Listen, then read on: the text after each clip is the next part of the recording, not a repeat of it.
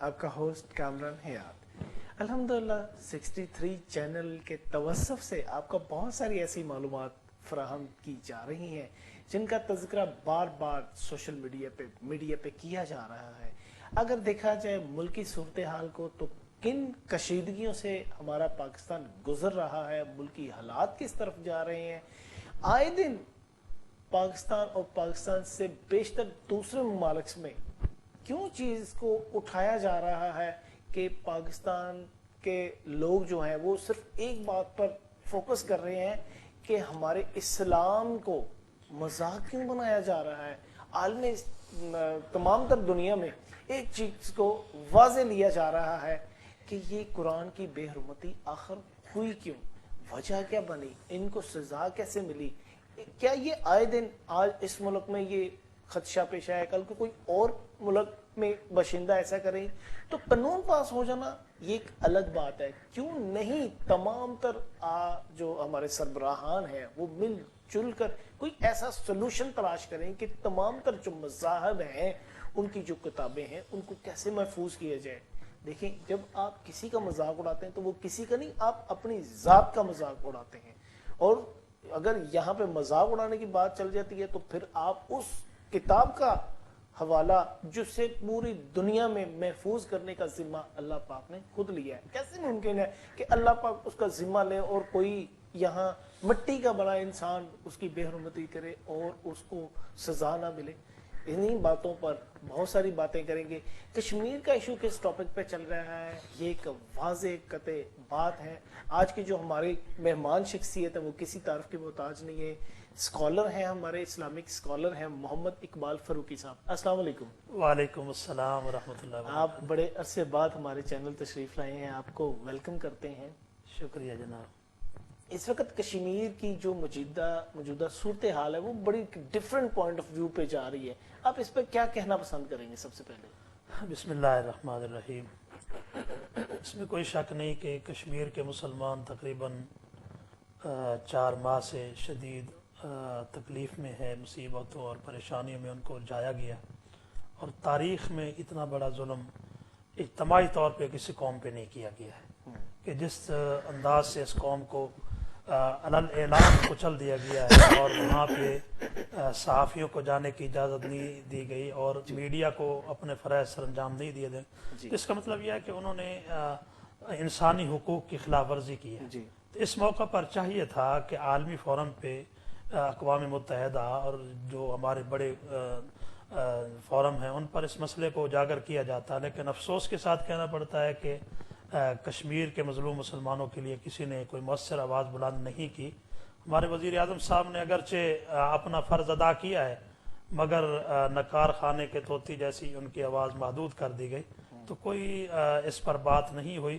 میں سمجھتا ہوں کہ ہمیں اس ایسے موقع پر قرآن سے رہنمائی لینی چاہیے ایز اے مسلمان، کہ جب ہمارے اوپر اس طرح کے حالات ایک مسلمانوں کی ایک علاقے پر یا مخصوص لوگوں پر، ایک قوم پر ایسے حالات آ جائے تو باقی لوگوں کو کیا کرنا چاہیے؟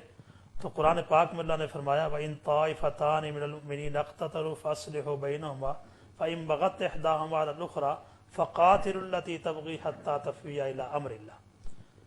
میں سمجھتا ہوں کہ 60 سے زیادہ جو اسلامی ممالک ہیں اگر وہ اس قرآن پاک کی آیت پہ غور کر لیں تو اللہ نے ان کو اتنی قوت دے رکھی ہے کہ وہ اجتماعی نظام کے تحت وہ انڈیا سے بھی بات کر سکتے ہیں، امریکہ سے بھی بات کر سکتے ہیں، پوری دنیا میں یہود و نصارہ جو اس قسم کے مسلمانوں کے ساتھ رویے کو نہ صرف جائز سمجھتے ہیں بلکہ اپنی مذہبی حوالے سے بھی اس کو لازم اور ملزوم کا درجہ دے رکھا انہوں نے، کہ جہاں بھی مسلمانوں کو ظلم کا نشانہ بنایا جا سکتا ہے تو یہ جائز ہے، اور کمزور کو کچل دینے کی جو پالیسی ہے تو اس کا نوٹس لیا جا سکتا ہے، لیکن اس کے لیے مسلمانوں کو مل بیٹھنے کی ضرورت ہے۔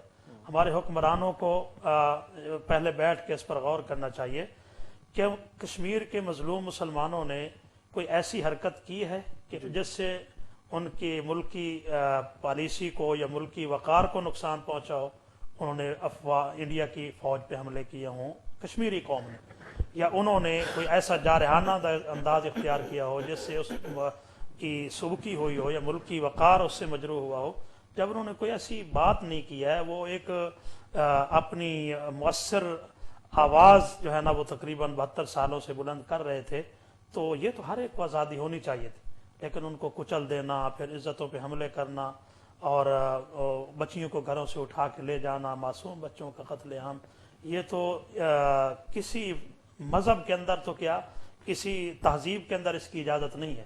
تو بہرحال اس کا اگر اقوام متحدہ یا دوسرے فورم پہ اس پر کوئی نہیں سنی جا سکتی تو عالم اسلام کو اس پر غور کرنا چاہیے، اور اگر وہ باز نہیں آتے تو پھر ان سے بائیکاٹ کرنا چاہیے اور ان کے خلاف مسلح جدوجہد کا اعلان کرنا چاہیے۔ ظاہر بات ہے کہ جو صدیوں کا مسئلہ ہے وہ دنوں میں حل نہیں ہوگا، اس کے لیے کچھ وقت لگے گا، لیکن اس کا حل ضرور نکلے گا۔ ہے جرم ضعیفی کے سزا مرگ مفاجات۔ تو اس وقت جو کشمیر کے مظلوم مسلمان ہیں، بس ان کا قصور ایک ہے کہ وہ کلمہ طیبہ پڑھتے ہیں، لا الہ الا اللہ محمد رسول اللہ، اور دوسرا ان کا جرم یہ ہے کہ وہ کمزور ہے۔ ٹھیک ہے، اگر افواج پاکستان اور پورا عالم اسلام اس پر متحد ہو جائے اور کہ ہم نے کشمیر کے مسلمانوں کو آزادی دلانی ہے، تو ہمارے پاس ایسے جاں فروشوں کی کمی نہیں ہے، جاں بازوں کی، کہ انشاءاللہ جو دنوں کے اندر کشمیر کا مسئلہ حل کر کے دکھا دیں۔ بالکل ٹھیک ہے، آپ کی بات بڑی ہے، دنوں کے اندر کی مسائل کو حل بھی کیا جا سکتا ہے۔ اس فارم کو سیٹ کیسے کیا جا سکتا ہے؟ اس وقت علماء کی جو ورکنگ ہے وہ کسی اور لیول پہ جا رہی ہے، ملکی صاحب سربراہان کسی اور پہ ہے، ان کو کسی ایک پیج پہ کیسے لا سکتے ہیں؟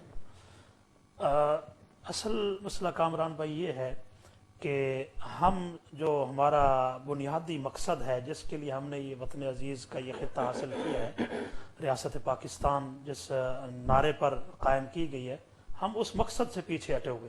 ٹھیک ہے، اب ظاہر بات ہے جتنا بھی کوئی گناہ گار مسلمان ہو، جتنا بھی دین سے دور ہو، وہ حضور اکرم صلی اللہ علیہ وسلم کی ختم نبوت اور آپ کی ذات عالی پر مر مٹنے کے لیے تیار ہو جاتا ہے۔ دنیا بارہا تجربہ کر چکی ہے کہ جب بھی حضور اکرم صلی اللہ علیہ وسلم کی ختم نبوت پہ کوئی ڈاکہ ڈالتا ہے اور یہ آپ کی توہین ہوتی ہے، یہ قرآن پاک کا مسئلہ تھا، اس پر پورا عالم اسلام سراپا احتجاج بنا ہے۔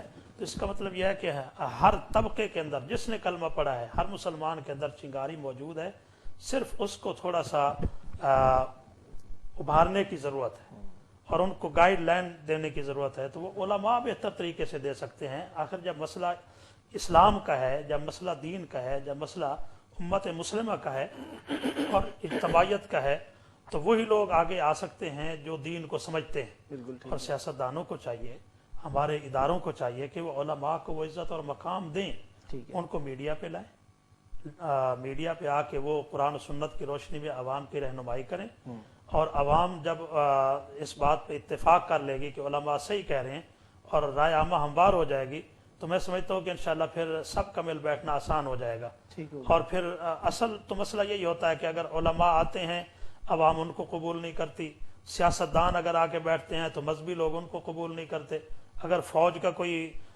جرنل آ کے میڈیا پہ بات کرتا ہے تو لوگ اس کی بات کو تسلیم نہیں کرتے۔ ہر طبقے کا کچھ نہ کچھ مخالف اور موافق ہیں، تو یہ ایک معمہ سا بنا ہوا ہے۔ تو پھر ان میں اس عالم اسلام کے یہ تمام تر پہلوؤں کو ایک پیج پہ لا کر، یعنی کہ ان میں اتفاق کیسے پیدا کیا جا سکتا ہے؟ اتفاق رائے سب سے پہلے تو انہیں چاہیے کہ جو جید علماء ہیں، جیسے میں مثال دیتا ہوں مفتی تقی عثمانی صاحب، ٹھیک ہے، اور اس طرح اس پائے کے جو عصری علوم میں بھی دسترس رکھتے ہیں اور بڑے بڑے کلیدی عہدوں پہ رہ چکے ہیں، ان علماء کو سامنے لایا جائے، وہ آ کے عوام الناس کی رہنمائی کریں، سیاستدانوں کی رہنمائی کریں۔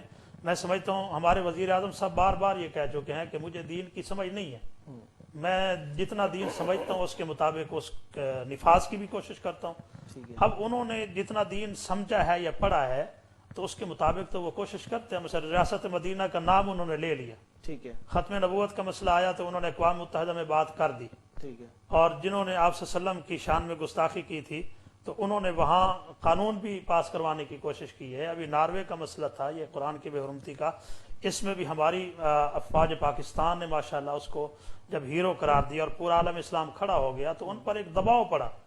یہ ایسے انہوں نے قانون پاس نہیں، یہی ناروے تھا جہاں پہ حضور اکرم صلی اللہ علیہ وسلم کے خاکے شائع کیے گئے تھے، تھوڑا عرصہ پہلے کی بات ہے۔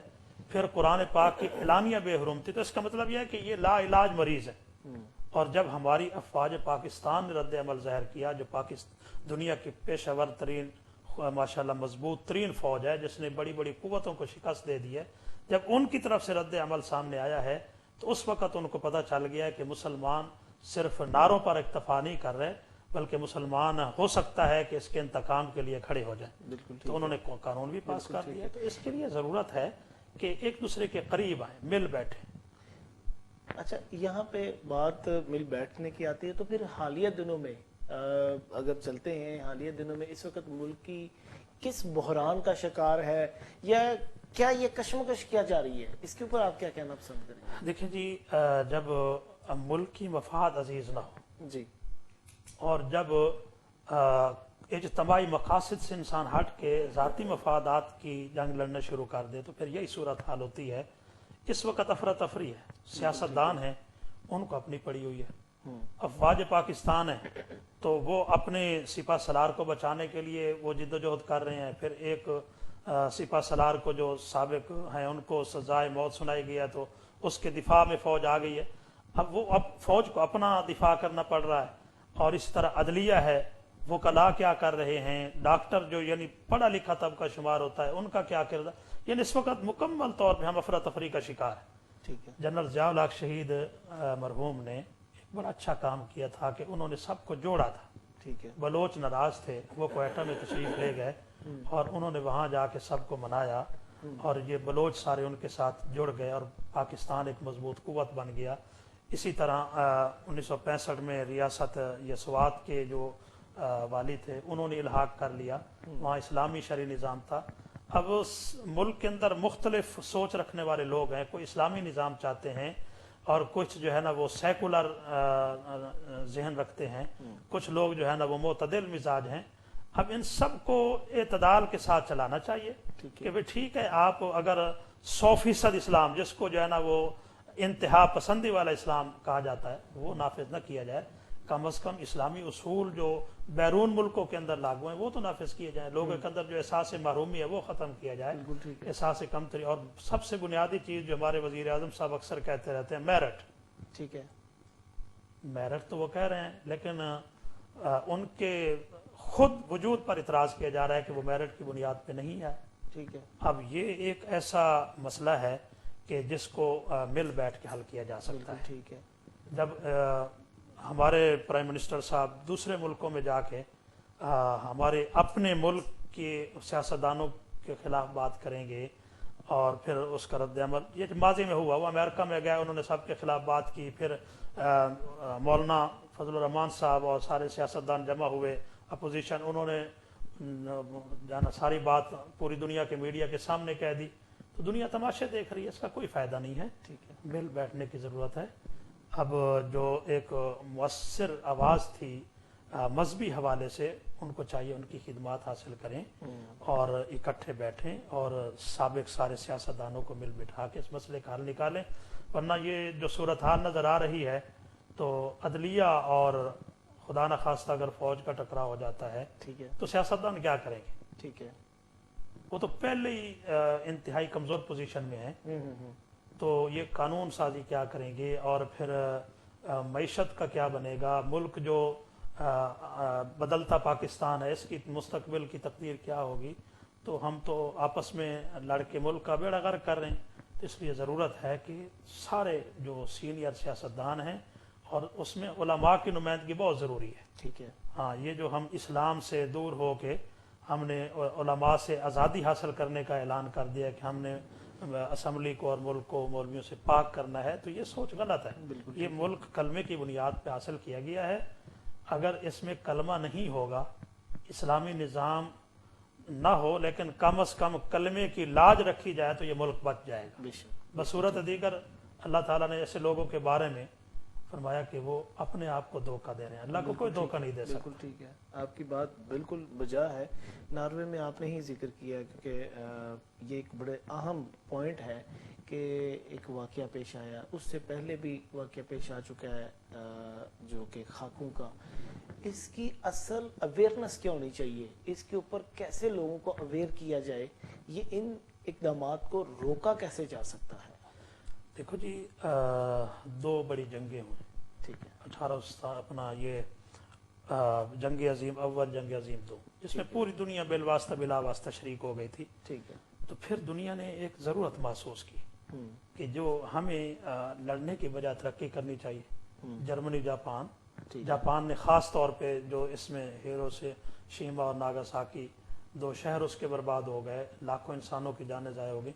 تو وہ آج معاشی لحاظ سے کہاں پہنچا ہوا ہے. جاپان کی ہر چیز ماشاءاللہ بہتر اور مضبوط ہوتی ہے. تو یہ ایک پلیٹ فارم اس کے لیے قائم کیا گیا تھا اقوام متحدہ کا. تو جس طرح اس بات پہ اتفاق کر لیا گیا کہ ہمیں لڑنے کی بجائے, جنگیں کرنے کی بجائے ترقی کا سوچنا چاہیے, معاشی ترقی کا, تو اس میں ایک شق یہ بھی شامل کر لیں کہ بھئی ہر ایک کی مذہبی آزادی کا احترام کیا جائے. اسلامی تاریخ میں سب سے زیادہ جو سخت حکمران گزرے ہیں وہ خلیفہ دوم سیدنا فاروق اعظم رضی اللہ تعالیٰ. بالکل ٹھیک ہے. لیکن جب وہ بیت المقدس میں تشریف لے گئے اور وہاں ان کے چابیاں ان کے حوالے کی گئی تو حضرت فاروق اعظم عیسائیوں کی جو عبادت گاہ ہے وہاں تشریف لے گئے, ہیکل سلیمانی, جو ان کا مقصد ہے وہاں عبادت گاہ ایک حصہ مخصوص ہے. تو حضرت فاروق اعظم نے ان کی عبادت گاہوں کو گرانے کا حکم نہیں دیا. اب دیکھو نا, اسلام جب اتنی آزادی سکھا رہا ہے, اور پھر صلاح الدین ایوبی رحمۃ اللہ علیہ جنہوں نے بیت المقدس کی آزادی کے لیے 40 سال جنگ لڑی ہے, ہتین کے میدان میں 30,000 مجاہدین جو ہے وہ 6-7 لاکھ فوج سے لڑے ہیں. ٹھیک ہے. تو پھر بیت المقدس انہوں نے آزاد کروایا. تو اس کے بعد سلطان ایوبی نے عام معافی کا اعلان کر دیا. ٹھیک ہے. تو جب بھی مسلمانوں کو موقع ملا ہے انہوں نے مذہبی آزادی دی ہے. تو اب یہود و نصارہ کو بھی چاہیے ایز اے انسان, ایز اے اہل کتاب, یہ بھی قرآن کا احترام کریں, حضور اکرم صلی اللہ علیہ وسلم کی تعلیمات کا احترام کریں. کوئی مسلمان حضرت موسیٰ علیہ السلام, حضرت عیسیٰ علیہ السلام یا مقدس ہستیوں کے خلاف سوچ بھی نہیں سکتا. تو انہیں بھی چاہیے کہ حضور اکرم صلی اللہ علیہ وسلم جو سید الانبیاء ہیں اور ان کی عزت احترام کو مد نظر رکھیں, اور قرآن کے لیے باقاعدہ عالمی سطح پہ قانون پاس کیا جائے کہ کسی کے مذہب پر جو ہے نا وہ کیچڑ نہ اچھالا. بالکل ٹھیک. جب عالمی سطح پہ یہ قانون بن جائے گا تو میں سمجھتا ہوں کہ انشاءاللہ سب اس کا احترام کرنے کو مجبور ہو. بالکل ٹھیک. بہت شکریہ, آج آپ نے بڑا قیمتی ٹائم دیا. ناظرین, اس وقت کا جو المیہ ہے, ہمیں صرف یہ سوچنا ہے کہ ہم اپنے ملک کو اور اپنے اسلام کو کیسے بہتر کر سکتے ہیں. آپ بھی سوچیں, میں بھی سوچتا ہوں. انشاءاللہ اگلے پروگرام میں ہم نئے مہمان کے ساتھ حاضر ہوں گے. تب تک کے لیے السلام علیکم.